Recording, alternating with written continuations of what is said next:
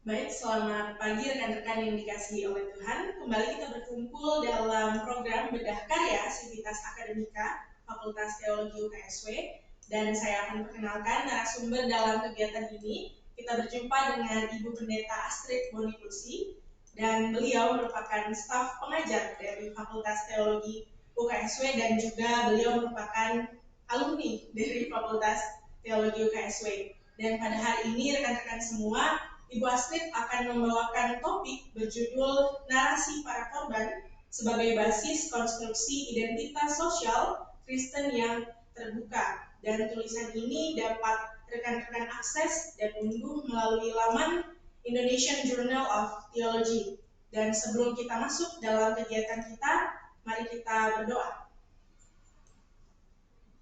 Ya Allah, Sang Pemilik Kehidupan, kami mengucap syukur ketika di hari ini Engkau boleh mengumpulkan kami di dalam ruang virtual untuk bersama-sama membedah karya akademis dari salah satu dosen kami, ya Tuhan. Kiranya Engkau yang menuntun, serta Engkau yang menolong segala kegiatan yang akan kami lakukan di hari ini, agar kiranya boleh menjadi manfaat bagi kami dan juga sesama.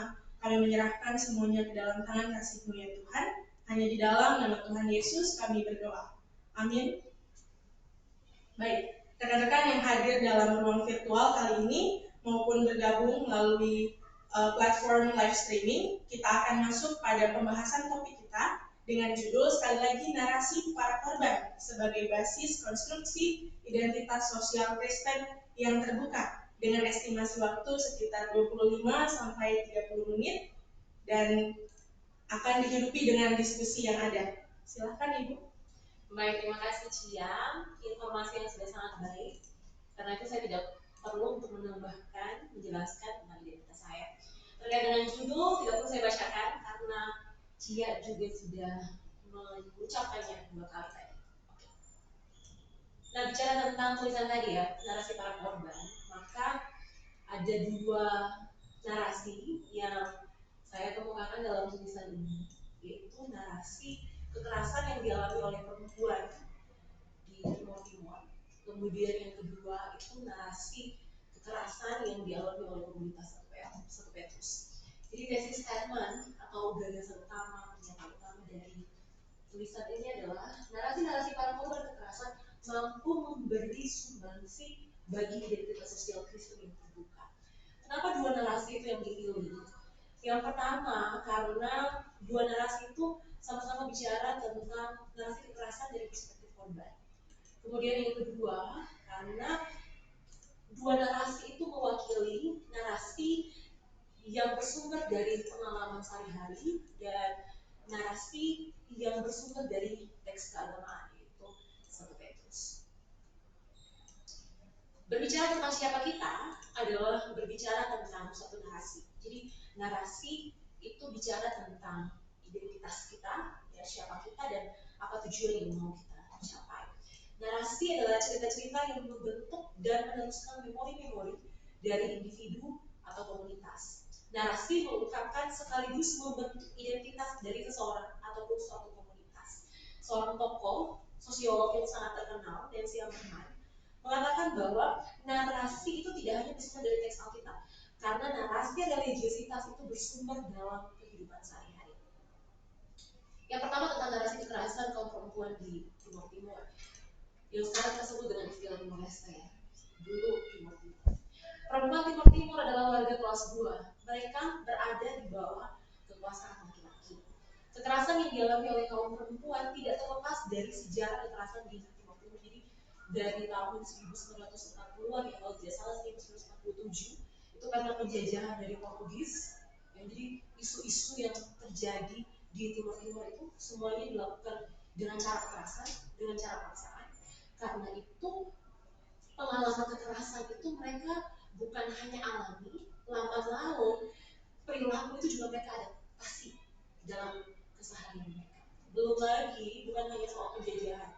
Jadi setelah penjajahan dari Portugis itu masuklah penderitaan ini yang dialami oleh perempuan Timur Timur akibat yang invasi ya, kita sebutnya aneksasi ya, karena pengambilan wilayah secara paksaan dari pihak Indonesia. Jadi kekerasan sesuatu yang tidak asing yang dialami oleh seluruh masyarakat Timur Timur, terkhususnya perempuan.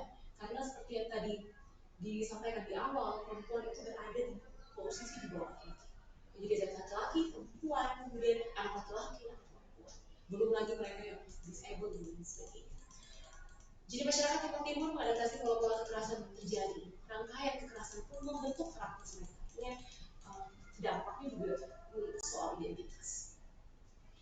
Pendudukan Indonesia di Timur Timur pada tahun 1975 sampai 1999 adalah tindakan penindasan dan kejahatan terburuk yang pernah dialami oleh masyarakat Timur Timur. Waktu itu tindakan ini juga sempat dikutuk ya, mendapatkan respons yang keras dari nasional maupun internasional. Tetapi alasan yang diberikan pemerintah waktu itu karena takut bangkitnya komunis atau PKI, ya, sehingga situasi itu kemudian disetujui. Padahal kalau kita lihat latar belakang dibalik tindakan yang kejam itu di Timur Timur itu kan ya minyak bumi, gas. Jadi apalagi waktu itu Australia juga bekerja sama dengan pemerintah Indonesia. Jadi kemungkinan ada unsur itu yang ingin menguasai potensi alam yang ada di Timur Timur. Situasi yang rumit karena kepentingan politik ekonomi akhirnya melanggengkan kekerasan yang dialami oleh masyarakat Timur Timur, khususnya kaum perempuan, pemerkosaan, penyiksaan, dan tindakan lain yang tidak manusiawi adalah harga perang yang harus ditanggung oleh perempuan dalam situasi konflik. Saat tentara Indonesia mendarat di Timur Timur, mereka meminta perempuan atau mengejar-ngejar perempuan yang dianggap menarik. Ya, akibatnya banyak perempuan yang menggunting pendek rambut mereka, tidak menyisir rambut, memakai kaos dan celana pendek, memakai pakaian yang kotor, berjalan dengan telanjang kaki, serta membuat payudara mereka agar terlihat rata. Karena mereka bukan hanya berhadapan dengan kekerasan, tapi trauma juga kalau mereka akan menjadi korban pemerkosaan atau penyiksaan selanjutnya. Ini situasi yang sangat mengerikan. Ini adalah salah satu generasi kekerasan yang dialami oleh kaum perempuan di Timur Timur. Seorang di antara gadis-gadis itu, ini tidak ada yang menceritakan tentang situasi itu, dimasukkan dalam sebuah tangki air bersama seorang laki-laki Timur. Jadi ini perempuan Timur, kemudian laki-laki Timur. Dan para prajurit itu memaksa mereka untuk melakukan hubungan seks di hadapan orang lain. Mereka berada di hadapan para prajurit di dalam sebuah tangki penuh air. Orang-orang Timur ini tidak saling mengenal satu sama lain. Mereka tidak dapat melakukan hal itu, tentu saja mereka saling membelakangi karena mereka mau, tapi akhirnya mereka harus terpaksa melakukan itu. Kalau tidak, mereka dibunuh. Satu hal lagi yang menjadi kebiasaan favorit dari para tentara Indonesia adalah memperkosa istri di hadapan suaminya, bahkan terkadang juga di hadapan anak-anaknya. Bagi orang Timur, yang lebih buruk daripada penderitaan fisik adalah penderitaan moral yang mereka alami, dipermalukan dan harga diri mereka dirampas. Ketika saya baca jurnal, kemudian tulisan-tulisan yang dialami oleh perempuan Timur Timur ini, saya ngeri, saya jengkel juga karena situasi yang mereka alami sangat tidak manusiawi. Bahkan ada yang ini dipaksa untuk menjadi budak seks setiap hari. Ya, kalau tidak mereka akan dibunuh. Jajak pendapat di Timur Timur pada tanggal 30 Agustus 1999 akhirnya memberi kemenangan bagi kelompok pro kemerdekaan. Kemenangan itu berdampak pada pengungsian warga sipil Timur Timur dalam jumlah yang sangat besar ke wilayah Timur Barat. Karena waktu itu kan disuruh dipilih, ya, mau tetap di ini pro kemerdekaan, ya, terbebas dari Indonesia, atau mau kembali ke Indonesia. Ya, jadi ada yang tetap di sana, tapi juga ada yang mengungsi ke Indonesia. Nah, kalau tetap di sana juga situasinya juga buruk, ya, karena setelah pertikaian luar biasa itu, kelaparan, kemiskinan itu mereka alami. Jadi sama buruknya sebenarnya mau keluar ataupun kembali di Timur Timur. Nah, bagi perempuan yang berada di kamp pengungsian itu yang ada di Timur Barat, mereka berada pada posisi di bawah atau di bawah. Jadi yang pertama, mereka di bawah, betul-betul. Mereka dibawa oleh laki-laki, ya, oleh suami mereka, oleh keluarga mereka untuk ada di kamp pengungsian itu di Timur Barat. Jadi bukan mereka yang memilih, tapi mereka dibawa, ya, karena kehidupan mereka berada di bawah laki-laki. Terus yang kedua, mereka memang di bawah karena seperti yang dijelaskan tadi, posisi mereka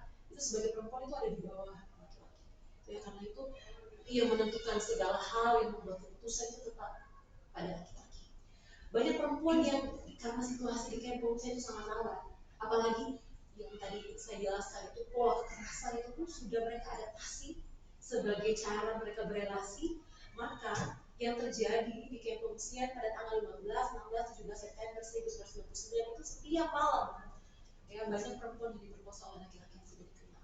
Ya karena camp pengungsian itu kamar mandinya tidak dalam, di luar. Jadi ada yang keluar ke kamar mandi, maka bisa saja langsung diperkosa oleh siapapun. Jadi situasi yang mereka alami itu sangat luar biasa. Kita berpindah di narasi kekerasan komunitas 1 Petrus. Surat 1 Petrus ini adalah surat yang ditulis pada akhir abad pertama zaman bersama atau sekitar tahun 70 100 zaman bersama. 1 Petrus 1 ayat 1 menyatakan bahwa surat 1 Petrus ini merupakan surat yang ditujukan kepada 5 provinsi yang ada di Roma, 5 provinsi Roma yang ada di Asia Kecil, yaitu Pontus, Galatia, Kapadokia, Asia, dan Bitinia. Nah, Elia mengatakan bahwa para penerima surat itu adalah paroikos. Paroikos itu orang asing yang tidak memiliki hak seperti penduduk asli yang punya keluarga negaraan. Jadi mereka penduduk asing, mereka tidak punya tempat tinggal, mereka terbatas dalam segala hal karena status mereka yang sebagai orang asing. Para epidemos ini seorang pendatang, pengembara yang tidak memiliki tempat tinggal. Jadi paroikos dan para epidemos ini merujuk pada orang-orang yang diperlakukan tidak sama dengan orang lain, ya karena mereka orang asing, ya ataupun karena mereka pendatang. Jemaat Kristen dalam komunitas 1 Petrus ini mengalami kekerasan verbal, fisik, dan psikis akibat tindakan-tindakan yang sah secara hukum karena mereka ini ketika mereka menganut agama Kristen, maka mereka mendapatkan fitnah ya, kekerasan dari masyarakat karena mereka membatasi kegiatan-kegiatan yang harus mereka lakukan. Jadi di situ waktu itu masyarakat itu kan menyembah dewa-dewi, kaisar pun disembah sebagai salah satu dewa. Nah orang percaya itu tidak menyetujui penyembahan terhadap seperti itu. Nah kegiatan-kegiatan sama seperti kita mulai kegiatan dengan doa, mereka pun kegiatan-kegiatan itu mereka ini tidak lepas dari penyembahan itu. Karena itulah maka orang-orang yang percaya ini ya, kemudian membatasi diri dari semua aktivitas-aktivitas yang ada di masyarakat. Nah, pembatasan diri itu akhirnya menimbulkan kecurigaan, menimbulkan fitnaan dan lain sebagainya. Ya, akhirnya mereka mendapatkan kekerasan secara verbal, seperti yang tadi, fitnaan dan lain sebagainya, kemudian kekerasan secara fisik, bahkan ada yang harus mati, ada yang harus dipaksa untuk dipenjarakan dan lain sebagainya. Bahkan ada yang harus dibunuh. Dan itu semua sah. Komunitas 1 Petrus diklasifikasi sebagai seorang kriminal dengan tuduhan memiliki kepribadian yang tidak pantas. Jadi kalau mereka beribadah ya di katakombe itu tempat yang apa ya kayak di bawah tanah dan lain sebagainya itu, jadi menimbulkan kecurigaan. Jadi orang-orang berpikir bahwa ketika mereka minum darah itu mereka minum darah manusia, ya roti mereka makan daging dan lain sebagainya dari manusia, jadi menimbulkan kecurigaan dan akhirnya menimbulkan persepsi yang salah tentang orang Kristen. Akhirnya kekerasan itu dianggap sebagai sesuatu yang sah. Identifikasi trauma dalam narasi traumatis kaum perempuan Timur dan 1 Petrus. Kekerasan kaum perempuan Timur dan kekerasan 1 Petrus bukan hanya sekedar narasi kekerasan, tetapi narasi-narasi itu juga merupakan narasi yang traumatis. Semua kekerasan itu menghasilkan trauma pada diri mereka, baik secara personal maupun komunal. Untuk mengidentifikasi trauma yang ada, yang dialami oleh dua kelompok ini, kaum perempuan Timur dan 1 Petrus, saya menggunakan 7 karakteristik trauma yang dikemukakan oleh St. John's ya, berdasarkan pandangannya Van der Kolk dan Herman.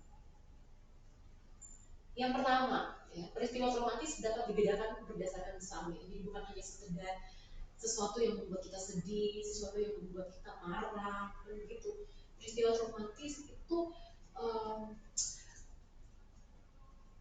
menimbulkan tekanan yang luar biasa ya, yang mengganggu mental seseorang ya karena situasi yang dialaminya itu bukan seperti tadi hanya menangis hanya hari itu 1-2 menit dan selesai ya mungkin karena masalah kecil dan selesai, tidak karena ini persoalan yang sangat besar.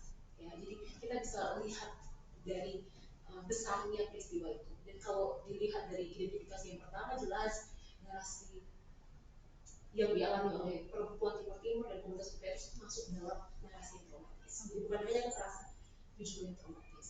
Terus yang kedua, suatu peristiwa menjadi traumatis ketika seseorang merasa atau membayangkan kehidupannya terancam karena sesuatu hal, walaupun tidak mengalaminya secara langsung. Jadi tentu korban-korban pemerkosaan dan lain sebagainya itu ya, yang selamat, yang survive, itu tentu merasakan trauma yang mendalam.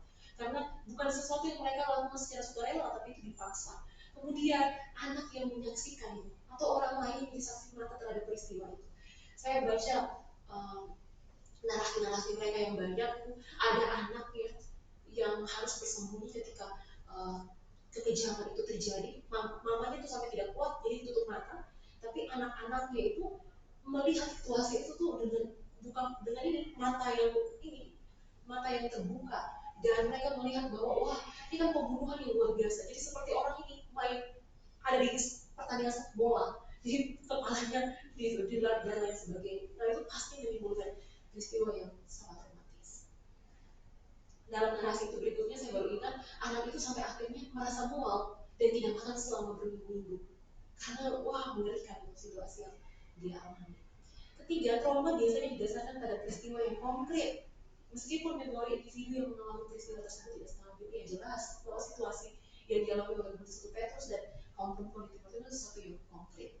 Peristiwa traumatis dapat menimpa mereka yang bukan korban, tapi merupakan saksi dari peristiwa tersebut. Kita sudah jelaskan. Peristiwa traumatis dapat menimpa individu maupun komunitas, baik itu pedesaan, bangsa maupun keluarga. Dalam konteks ini, itu bukan hanya menimpa satu perempuan Timur dan lain sebagainya, ini menimpa seluruh masyarakat Timur Timur, khususnya perempuan. Begitu pula dengan orang Kristen dalam komunitas Petrus. Ya, ini menimpa seluruh anggota dari komunitas itu. Karena peristiwa traumatis tidak hanya terbatas pada satu peristiwa besar, dia dapat hadir karena peristiwa yang terjadi berulang-ulang. Seperti yang tadi saya jelaskan, itu pemerkosaan, dan bukan hanya terjadi satu kali, itu berulang-ulang, bahkan setiap hari. Mereka harus berhadapan dengan situasi yang mengerikan itu. Komunitas satu Petrus pun begitu, ya, sampai pada akhirnya mereka mendapatkan hinaan, kemudian dipenjarakan, mati dan lain sebagainya itu karena peristiwa kekerasan yang terjadi berulang-ulang kali.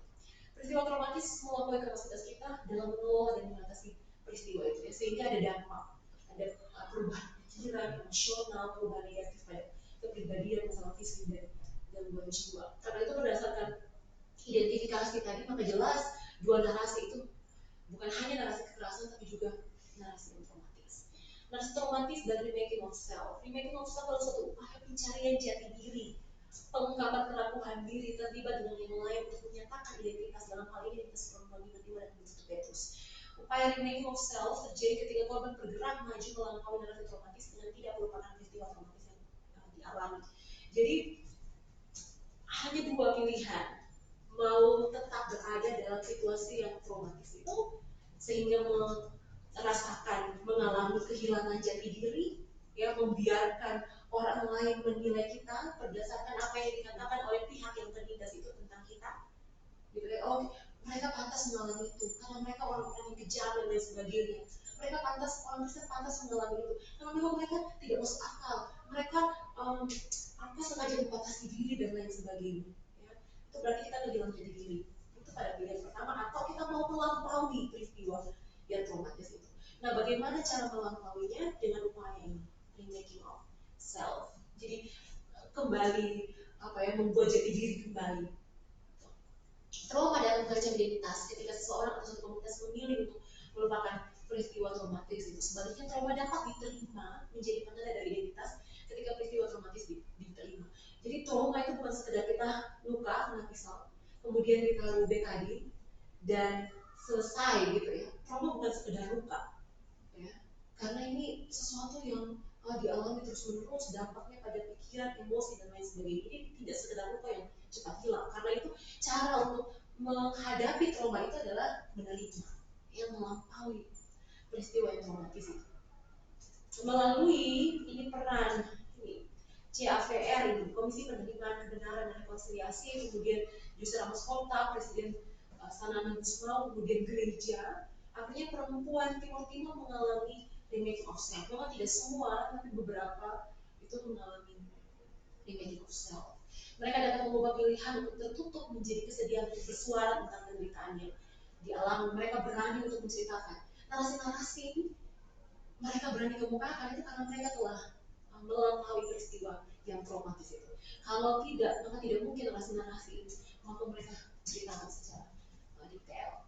Narasi komunitas 1 Petrus juga memperlihatkan suatu komunitas yang berhasil bangkit dari peristiwa traumatis karena digerakkan oleh harapan yang terkandung dalam ideologi household of God.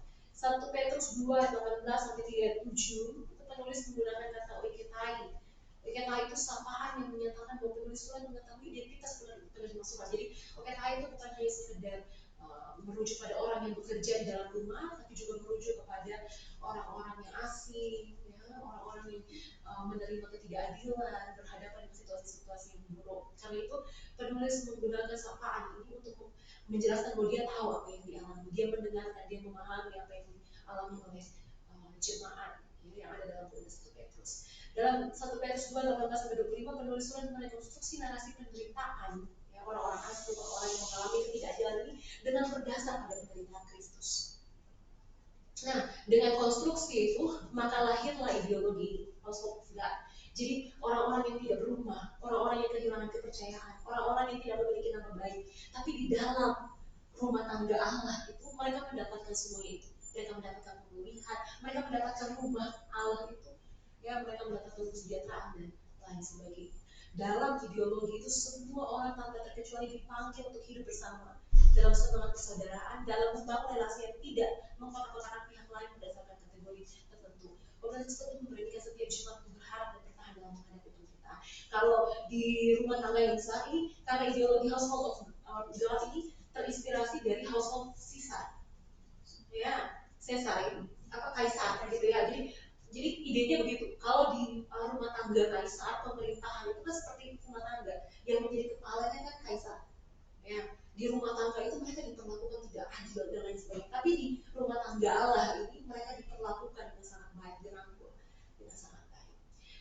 Karena itulah mereka diajarkan untuk mari berhadapan dengan lawan ini, apa namanya kekerasan ini, dengan melakukan cinta kasih sesuai dengan apa yang diteladankan oleh Kristus. Iman Kristen menyediakan suatu cara berimajinasi yang menginspirasi pembentukan suatu cara hidup. Imajinasi terbentuk karena anugerah mentransformasi imajinasi yang kacau. Jadi yang awalnya itu mereka apa ya, kekerasan itu mengubah hidup mereka. Ya. Bahkan ada yang putus asa, bahkan ada yang murtad dan lain sebagainya. Tapi karena mereka melihat penderitaan itu dengan berkaca pada penderitaan Kristus muncullah harapan ya, untuk bangkit dari trauma kekerasan yang mereka alami. Jadi dua narasi itu, baik narasi perempuan Timur dan narasi komunitas Petrus, narasi kekerasan betul, narasi yang traumatis betul.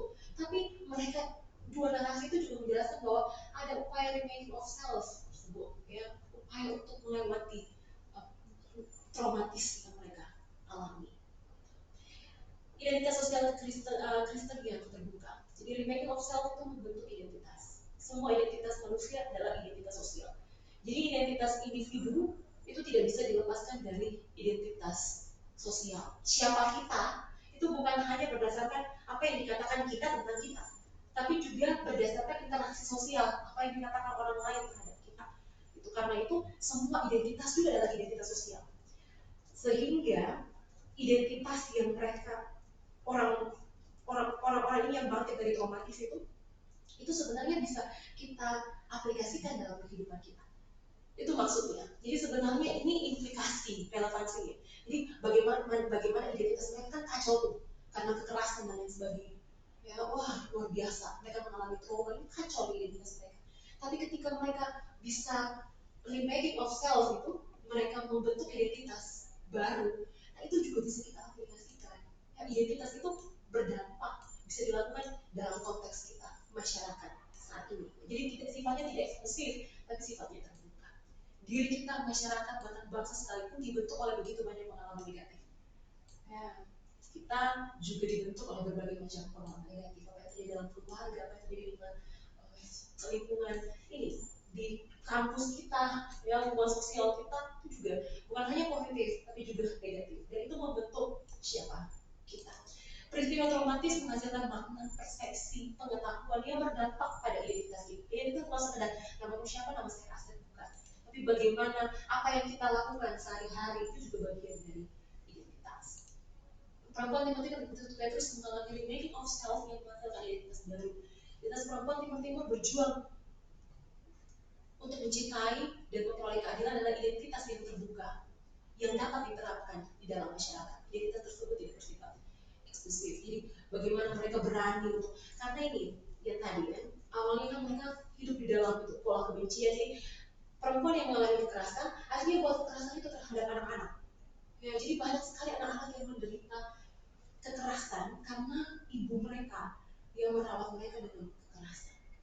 Tapi karena cinta kasih, rekonsiliasi yang diajarkan berdasarkan komisi tadi, kemudian Presiden Senang Gusmal, kemudian Yusra Kota tadi, akhirnya mereka didorong untuk ayo berani untuk mengasihi, tidak usah membalas.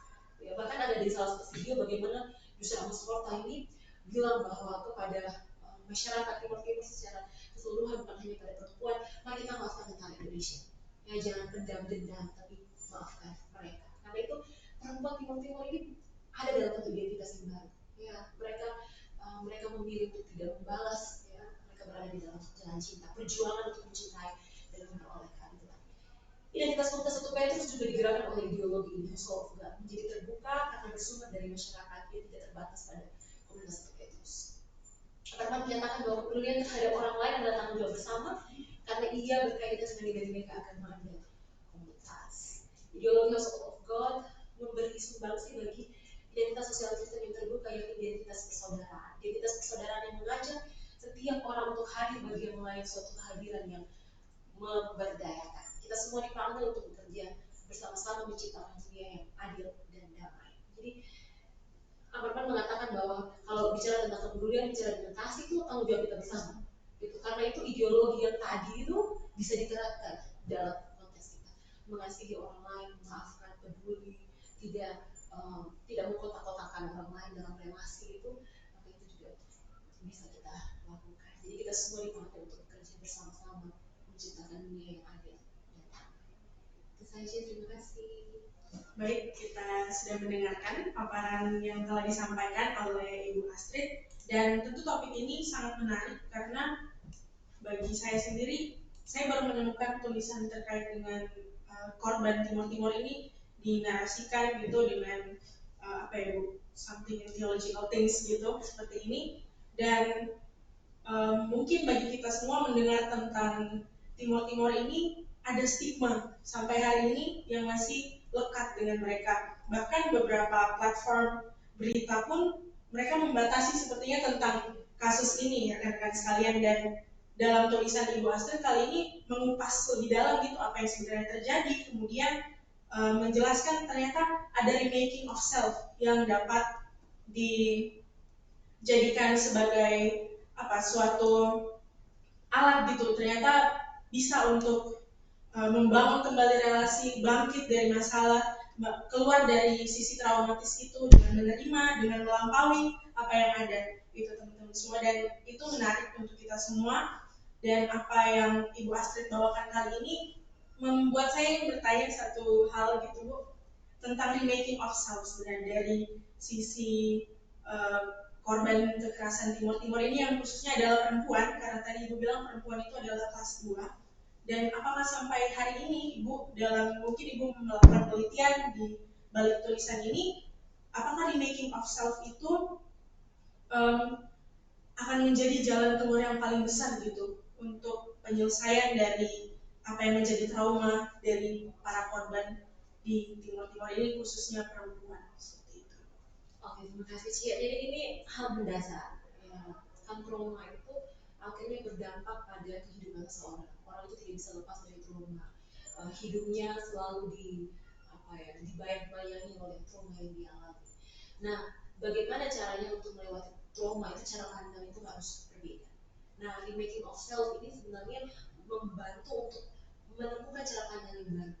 Ya, orang-orang yang mengalami traumatis ini kan, apalagi ini bicara tentang perempuan ini, mereka merasa diri mereka kotor. Bahkan dalam narasi yang dibaca, banyak perempuan-perempuan korban pemerkosaan itu pada akhirnya mereka menjadi pekerja seks komersial karena mereka merasa diri kotor, mereka merasa diri tidak suci lagi dan lain sebagainya. Nah, ini kan trauma yang berkepanjangan.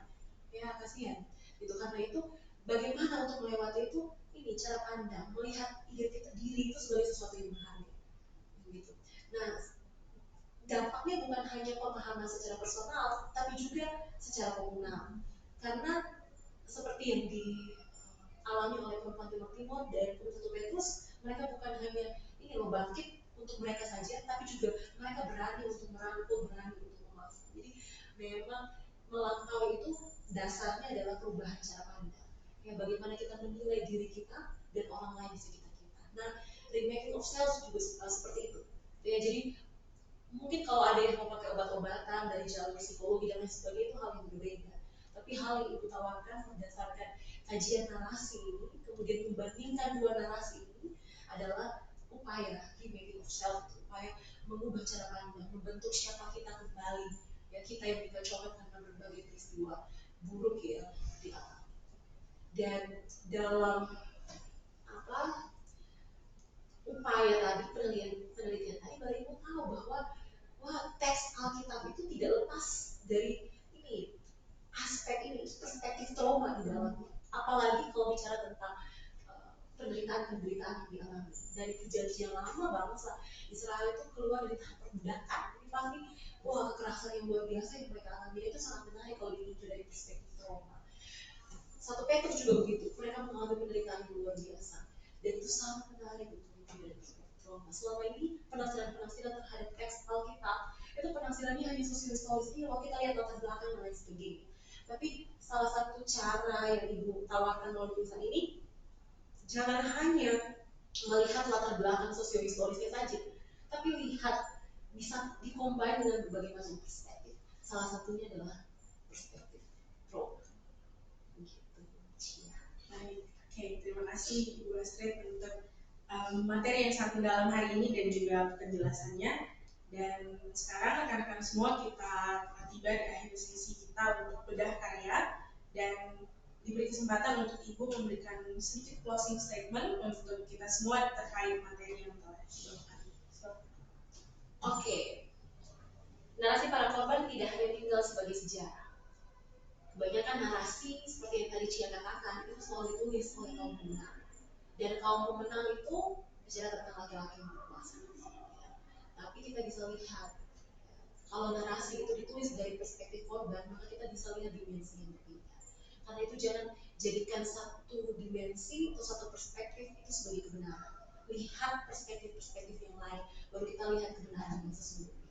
Ada ilustrasi kan tentang gajah dan orang buta. Ya, orang buta yang ditempatkan di kuping, ya, ketika ditanya apa itu gajah, maka dia bilang, oh gajah itu seperti kipas.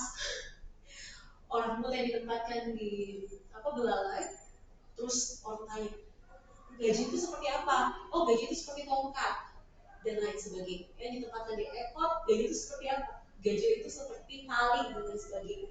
Tapi kalau misalnya perspektif ini kemudian digabungkan, maka pemahaman tentang gaji itu menjadi ya. Karena itu jangan baca narasi hanya dari perspektif kaum pemenang yang kita dengar media dan lain sebagainya, itu tentu ada banyak kepentingan. Tapi coba lihat narasi, cerita-cerita teks Alkitab juga begitu, ya, dari perspektif korban, dari perspektif mereka yang diperlakukan tidak adil dan lain sebagainya. Jadi jangan langsung membaca sesuatu, mendengar sesuatu dan menerima itu sebagai kebenaran.